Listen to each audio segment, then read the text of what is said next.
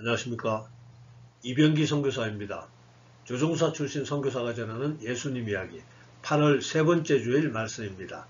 오늘 말씀 나눌 내용의 제목은 크리스천이라면 누구나 치러야 할 영적 전쟁 이렇게 정했고요. 성경 말씀으로는 에베소서 6장 11절에서 12절 마귀의 관계를 능히 대적하기 위하여 하나님의 전신갑주를 입으라.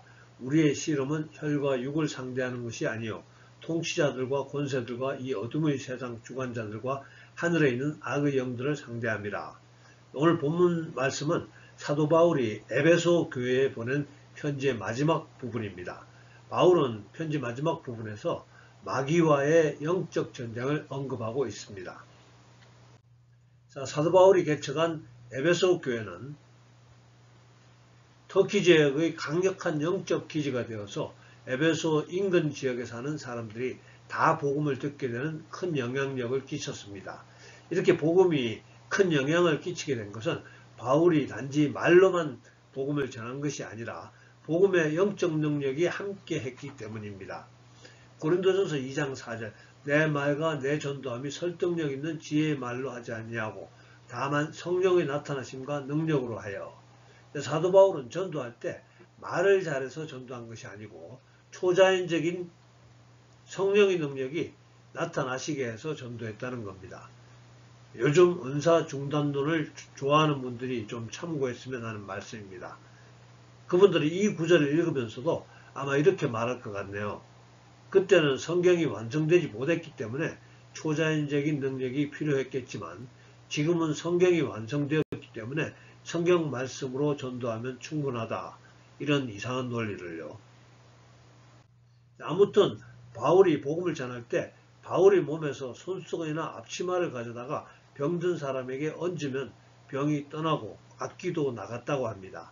사도행전 19장 12절 심지어 사람들이 바울의 몸에서 손수건이나 앞치마를 가져다가 병든 사람에게 얹으면 그 병이 떠나고 악귀도 나가더라.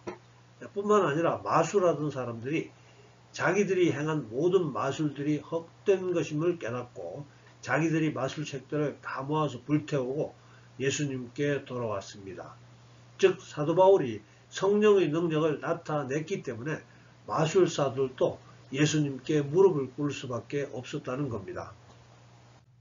그래서 사도 바울은 로마에서 에베소 교회 성도들에게 쓴 이 편지 속에서 그들이 혹시라도 지금 시대의 은사 중단론자들처럼 복음의 교리적 지식만 생각하고 복음 전파에 따른 영적 충돌을 무시하고 있을까 염려해서 편지 말미에 이렇게 써보낸 겁니다. 본문의 말씀이죠.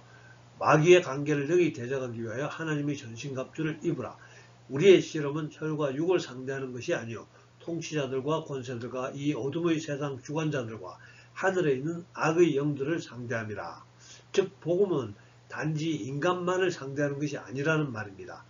복음이 전파될 때 인간 뒤에 역사하는 악한 영들의 저항이 있다는 겁니다. 말로만 전하는 복음 자체를 합리적인 것이라고 이해하고 그냥 받아들이는 경우는 잘 없죠. 믿지 않는 자는 근본적으로 악한 영의 영향력 아래 있기 때문입니다. 그리고 우리도 예수님 믿기 전에는 모두 악한 영들에게 속하여 있었다는 겁니다. 에베소 2장 2절 그때 너희는 그 가운데서 행하여 이 세상 풍조를 따르고 공중의 권세 잡은 자를 따랐으니 곧 지금 불순종의 아들들 가운데서 역사하는 영이라.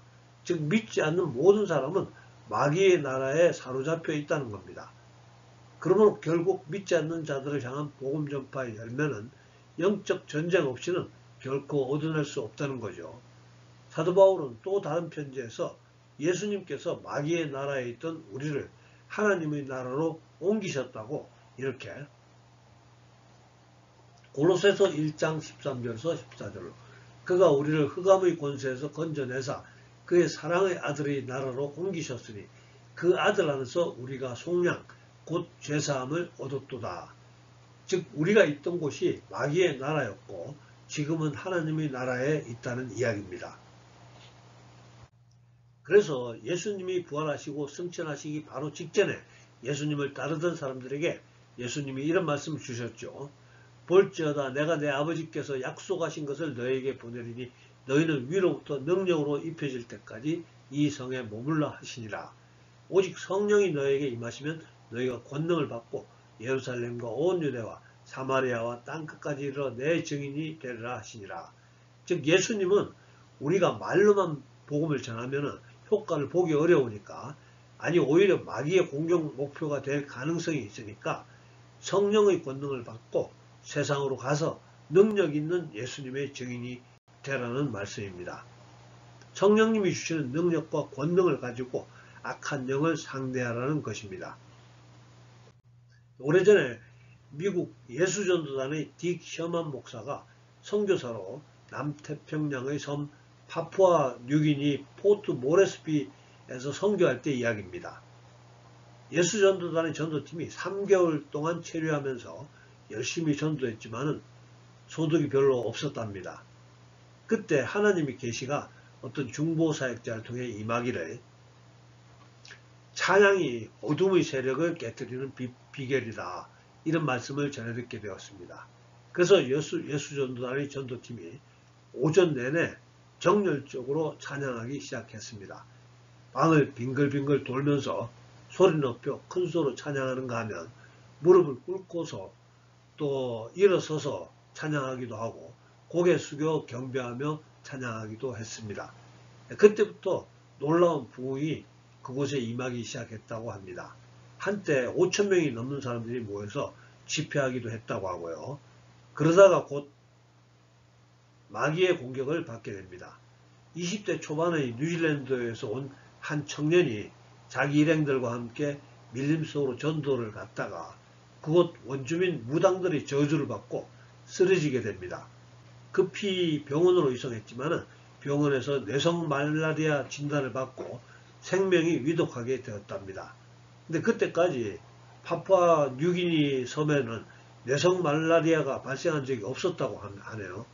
아무튼 병원 의사들은 그 청년이 살아날 가망은 없고 설사 살아난다고 해도 뇌가 손상되어 평생을 식물인간으로 살아야 된다는 판정을 받았답니다.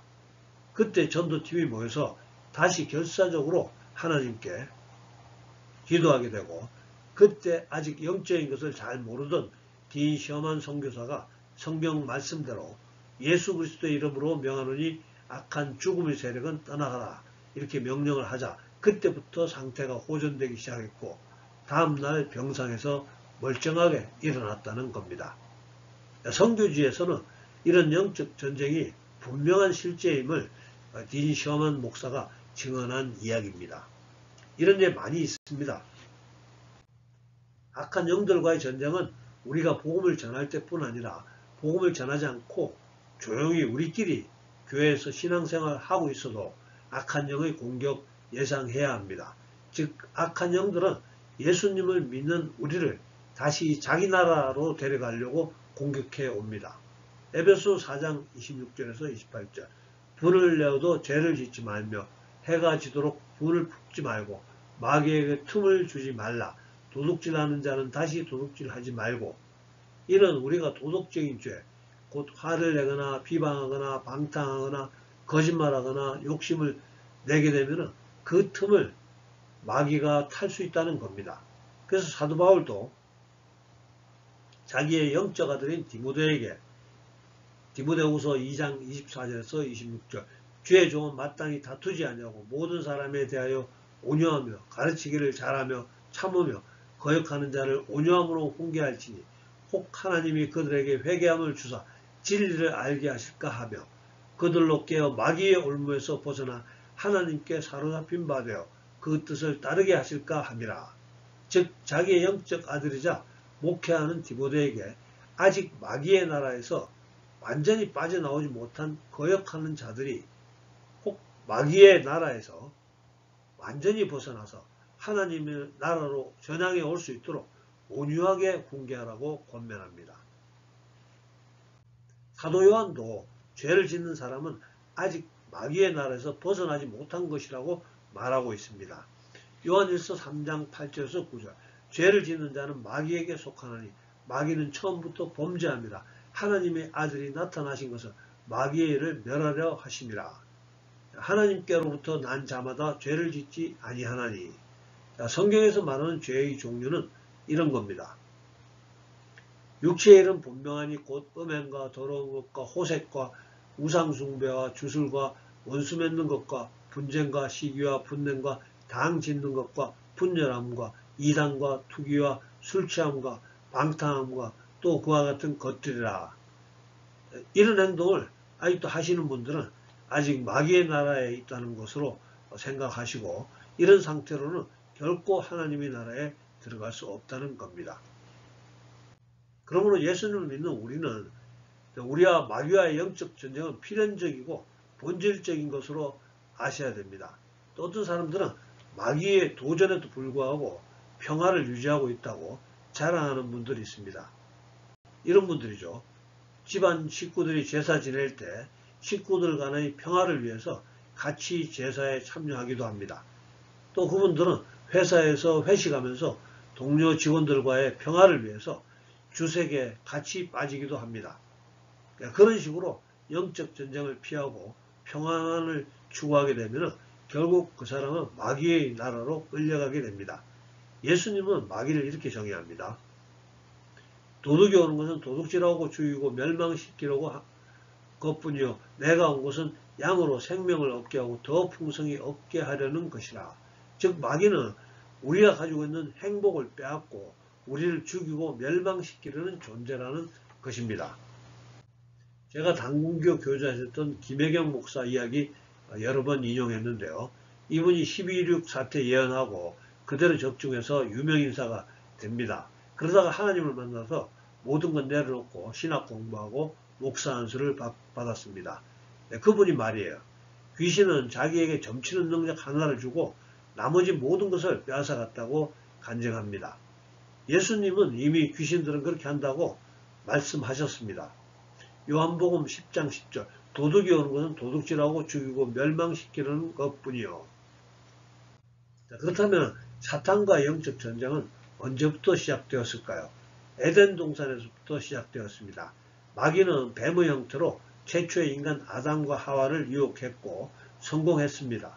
하나님은 그들 최초의 인간들에게 분명히 선악과 먹지 말라고 명령했지만은 뱀이 여자에게 이르되 너희가 결코 죽지 아니하리라.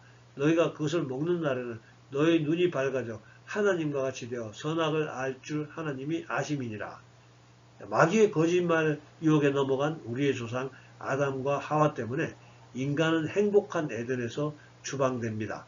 인간은 하나님의 명령을 거역해서 하나님이 경고해 주신 대로 인간 모두가 죽음을 겪게 됩니다. 로마서 5장 12절 그러므로 한 사람으로 말미암아 죄가 세상에 들어오고 죄로 말미암아 사망이 들어왔나니 이와 같이 모든 사람이 죄를 지었으므로 사망이 모든 사람에게 이르렀느니라. 그때부터 인간은 하나님이 규정하신 선악의 기준을 지킬 수가 없게 되었고 이때로부터 인간 개개인이 판단하는 선악을 주장하면서 그때부터 다툼과 분쟁과 멸망으로 달려나가게 됩니다. 마귀가 승리했습니다. 이 세상 신은 마귀가 되었습니다. 그리고 하나님이 친히 실패한 인간을 대신해서 마귀의 유혹에 맞서기 위해서 인간의 몸을 입고 이 땅으로 내려오십니다. 로마서 5장 19절 한 사람이 순종하지 아니함으로 많은 사람이 죄인 된 것 같이 한 사람이 순종하심으로 많은 사람이 의인이 되리라. 즉 첫사람 아담의 불순종으로 우리 모두가 죄인이 되었었는데 예수님이 두 번째 아담으로 오셔서 마귀의 유혹을 친히 물리치심으로 예수님을 따르는 우리가 의인이 된다는 이론입니다. 예수님이 어떻게 마귀의 유혹을 물리쳤는가를 한번 보겠습니다. 예수님은 성령의 인도하심에 따라 광야로 나가시고 40일 금식하신 후에 마귀의 시험을 받게 되는데요. 첫 번째 시험입니다. 마태복음 4장 3절에서 4절 시험하는 자가 예수께 나와서 이르되 내가 만일 하나님의 아들이거든 명하여 이 돌들로 떡덩이가 되게 하라. 예수께서 대답하여 이르시되 기록되었으되 사람이 떡으로만 살 것이 아니요 하나님의 입으로부터 나오는 모든 말씀으로 살 것이라 하였느니라 하시니 예수님 당시로부터 1500년 전 즉 출애굽 시 이스라엘 백성들은 200만 명의 수많은 사람들이 40년 동안이나 광야에서 오직 하나님이 하늘에서 내려주는 만나라는 식량을 먹고 생존하게 되었습니다. 그러니까 우리가 사는 이 물리적 세계에서 비록 먹을 것이 없다고 할지라도 하나님이 여전히 우리 편이라면 우리는 결코 쓰러지지 않는다는 말씀입니다. 예수님은 마귀의 제안에 넘어가지 않았습니다. 두 번째 시험은 예수님이 하나님의 아들이라면 성전 꼭대기에서 뛰어내려 보라고 유혹했지만 예수님은 그 제안에도 넘어가지 않았습니다. 세 번째 시험에서 마귀는 예수님이 자기에게 한 번만 엎드려 절하면 천하 만국을 다스리는 권세를 주겠다고 제안했지만 예수님은 이렇게 거절하십니다. 이에 예수께서 말씀하시되 사탄아 물러가라 기록되었을 때 주 너의 하나님께 경배하고 다만 그를 섬기라 하였느니라. 세상 사람들은 마귀에게 절하면 실제로 많은 것을 얻을 수 있습니다. 불의와 타협한다든지 또 한 번만 눈 딱 감고 불의를 보고도 모른 척 하는 것을 말합니다. 그렇지만 우리 예수 믿는 사람들은 마귀의 속삭임에 넘어가서 마귀를 따르게 되면 하나님의 징계를 피할 수가 없게 됩니다. 히브리서 12장 6절에서 8절 주께서 그 사랑하시는 자를 징계하시고 그가 받아들이시는 아들마다 채찍질 하심이라 하였으니 너희가 참으면 징계를 받기 위함이라. 하나님이 아들과 같이 너희를 대우하시나니 어찌 아버지가 징계하지 않는 아들이 있으리요. 징계는 다 받는 것이거늘 너에게 없으면 사생자요 친아들이 아니니라. 혼외정사를 했음에도 아무 일도 일어나지 않는다면 예수님께 버려진 자식입니다. 얼마 전에 여성 교인에게 특별한 정을 주셨던 어떤 목사가 사임했다는 안타까운 소식을 들었는데요. 또 얼마 전에 우리나라 대형교회 어떤 목사는 재정적인 비리에 연루되어 사임당했다는 소식도 있었습니다. 세상 사람들은 혼외정사나 부정청탁이나 재정비리 얼마든지 저질러도 잘 넘어가지만 예수님 믿는 우리들은 무사하지 못합니다. 하나님 징계를 피할 수가 없습니다. 예수님을 믿는 분들은 착하게 살아야 성령님의 도움으로 행복하게 살게 됩니다. 그런즉 너희는 하나님께 복종할지어다. 마귀를 대적하라. 그리하면 너희를 피하리라. 하나님은 우리에게 착하게 살라고 하시고 마귀는 우리에게 나쁘게 살아도 비겁하게 살아도 더 행복할 것이라고 부추깁니다. 마귀의 말은 거짓말입니다. 성경에 기록된 우리에게 부담되는 모든 명령은 하나님이 우리의 행복을 위해서 말씀하신 것으로 믿으셔야 됩니다. 끝으로 우리가 마귀와 영적 전쟁에서 승리하기 위해서는 하나님의 전신갑주를 입어야 되는데요. 여기서 전신갑주는 전쟁에 나가기 위한 완전무장한 로마 군인의 모습을 말합니다. 에베소서 6장 14절에서 17절 그런즉 서서 진리로 너희 허리띠를 끼고 의의 호심경을 붙이고 평안의 복음이 준비한 것으로 신을 신고 모든 것 위에 믿음의 방패를 가지고 이로써 능히 악한 자의 모든 불나사를 소멸하고 구원의 투구와 성령의 검 곧 하나님의 말씀을 가지라. 우리에게 익숙하지 않은 단어로 전신갑주를 소개하려니 저도 어려움을 느낍니다. 제가 여러분들 이해하기 쉽도록 간단하게 소개해 보도록 하겠습니다. 첫째는 진리의 허리띠입니다. 진리는 하나님의 말씀입니다. 성경책을 많이 읽어야 영적으로 강해집니다. 둘째는 의의 호심경. 호심경은 가슴을 보호하는 갑옷인데요. 우리에게 무슨 의로움이 있겠습니까? 예수님의 의로움, 즉 예수님의 보혈을 의지하셔야 됩니다. 셋째는 복음의 신입니다. 복음을 전하라는 뜻으로 이해하시면 됩니다. 복음을 전하지 않는 분은 아직 예수님을 믿는 분 아닙니다. 아직은요. 이런 예화로 설명을 한번 해드리겠습니다. 만약에 제가 우리 집 근처에서 무료로 아주 맛있는 한우갈비를 대접하는 식당을 발견했습니다. 그래서 들어가서 공짜로 한우갈비를 맛있게 실컷 먹었습니다. 그리고 집에 왔으면 우리 집 식구들에게 그 복음을 일단 전해야 정상적일 겁니다. 식구들 중에서 혹시 한우갈비 싫어하는 분이 있다면 모르겠지만은 기쁜 소식으로 듣고 달려갈 사람도 또 있을 것이기 때문입니다. 이해가 되시죠? 넷째는 믿음의 방패입니다. 하나님 살아계심을 믿으시기 바라고요. 하나님이 내 아버지 되시며 또 예수님이 구원자 되시며 또 성령님이 나를 도와주실 것을 믿으시기 바랍니다. 다섯째는 구원의 투구입니다. 구원의 확신으로 생각하면 되겠습니다. 이단들 중에서는 우리에게 언제 구원받았느냐고 몇 날 몇 시에 구원받았냐고 질문하는 이단도 있습니다. 그런 질문 신경 쓰지 마시고 여러분이 가족들에게만이라도 복음을 전하셨다면 여러분은 하나님의 자녀입니다. 최소한 부모, 형제, 자매, 자식에게는 복음을 전하시는 진정한 예수 믿는 분들이 되시기를 예수님 이름으로 축복합니다. 여섯째는 성령의 검입니다. 에베소 6장 17절에 성령의 검, 곧 하나님의 말씀을 가지라. 성경 말씀을 많이 읽으셔야 합니다. 지금까지 영적 전쟁을 임할 때 꼭 필요한 전신갑주 소개해드렸는데요. 그래도 복잡하니까 더 간단하게 현대 버전으로 제가 정리해 보겠습니다. 첫째, 성경책 많이 읽어야 됩니다. 성경 읽다가 병 고침을 받기도 합니다.